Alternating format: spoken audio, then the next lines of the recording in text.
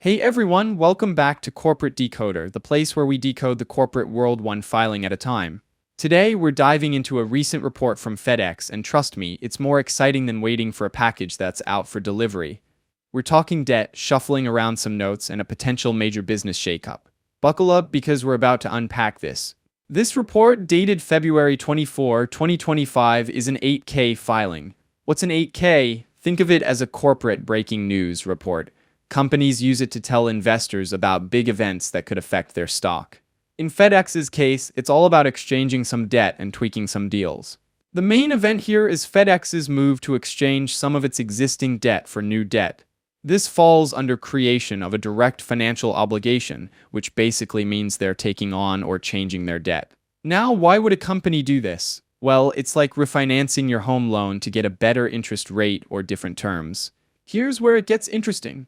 FedEx offered to exchange some of its older senior notes, which are basically IOUs, for new ones. They also asked the note holders for their permission to make some changes to the agreements covering those notes. This is called a consent solicitation, kind of like asking for a thumbs up on a contract change.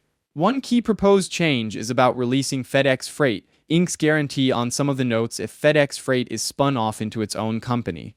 This is tied to a potential separation, where FedEx might sell off or spin off the FedEx Freight business to create a new, separate company traded on the stock market. This is a huge potential shift. Imagine FedEx breaking into two separate entities. So how did the exchange offer go? Well, a significant chunk of the old notes were traded in for new ones. This means FedEx successfully reshaped its debt profile a bit. This is a common practice for big companies to manage their finances. Let's look at some numbers after this exchange. For the 3.400% notes due in 2028, about $340 million were tendered and accepted, leaving around $159 million outstanding. For the 4.200% notes also due in 2028, $237 million were tendered, with $162 million remaining.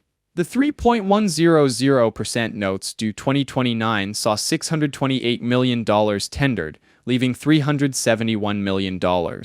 Most, but not all, of the note holders agreed to the proposed changes, but the 1.300% notes due 2031, which were mostly owned by European investors, didn't get the thumbs up.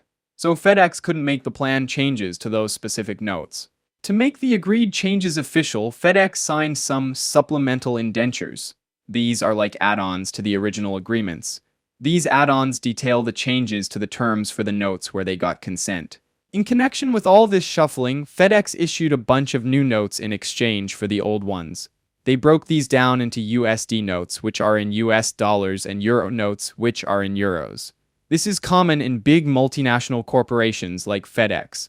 These new notes have similar interest rates, payment dates, maturity dates, and redemption options as the old ones, with a few tweaks. One is about how they calculate the price if FedEx decides to buy back the notes early, and another allows FedEx to put conditions on their redemption notices. To top it off, FedEx also entered into a registration rights agreement.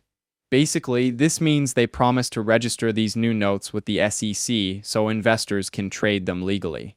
If they don't do it fast enough, they have to pay extra interest on the notes. It's like a penalty for being slow on the paperwork. FedEx even put out a press release about all of this, letting the world know the exchange offers and consent solicitations were complete. The report was signed by Trampus T. Gunter, Corporate Vice President, Corporate Development and Treasurer, which is the person who would be in charge of financial agreements such as the ones in this report. So what does all of this mean? Well, FedEx is essentially cleaning house with its debt. By exchanging older notes for newer ones and trying to get rid of guarantees on the freight division, they're prepping for a possible big move. This separation of FedEx Freight could be huge, potentially unlocking value or creating new challenges. Looking at the big picture, FedEx seems to be actively managing its financial structure, possibly in anticipation of major strategic shifts, but there are risks and uncertainties involved. The failure to obtain consent for all the notes shows that not everyone is on board, and a spin-off could create both opportunities and problems. If the market likes the spin-off or not will remain to be seen. In conclusion, FedEx is at a potential turning point. While the debt exchange is a routine financial maneuver, the possible spin-off of FedEx Freight is a much bigger deal. How this plays out will be something for investors to watch closely, and we will be decoding this further for you on the channel. Thanks for watching Corporate Decoder. If you found this breakdown helpful, give us a like, drop a comment, and subscribe for more insights into the world of corporate filings.